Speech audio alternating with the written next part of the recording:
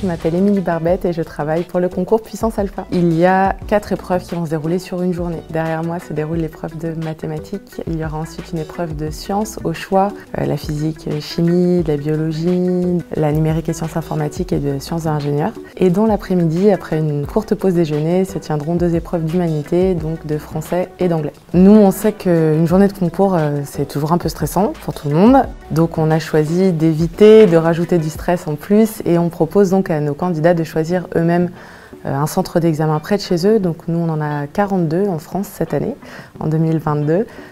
Et donc c'est chaque candidat qui décide sur Parcoursup de son lieu d'examen. Les épreuves écrites, elles sont réservées aux candidats qui ont 2 sciences, mais même au sein de ce profil d'élèves de sciences, on a des profils très différents. Donc en fait, dans les épreuves écrites, par exemple celle de maths qui se déroule actuellement, il y a des exercices obligatoires qui portent sur les fondamentaux, donc tout ce que vous avez fait jusqu'à la fin de la première à peu près. Et puis ensuite, vous avez le choix entre 12 exercices qui portent sur des éléments du programme de maths complémentaires, de spécialité maths ou de maths experte, de telle sorte que chacun puisse trouver des questions sur des éléments du programme qu'il a vu. Ce qui peut être un petit peu déroutant peut-être pour les candidats, c'est que l'après-midi se déroulent les épreuves de français et d'anglais. Et pour intégrer une école d'ingénieur, on ne pensait pas forcément qu'il y aurait ce genre d'épreuve. Mais nous, chez Puissance Alpha, ça reste quelque chose de très important parce qu'on imagine l'ingénieur de demain, manager, chef d'équipe, voilà. Donc on a besoin de personnes qui ne sont pas seulement capables techniquement, compétents scientifiquement. On cherche aussi des profils qui savent bien parler français et surtout l'anglais parce que l'ingénieur de demain, il est international, il s'exporte.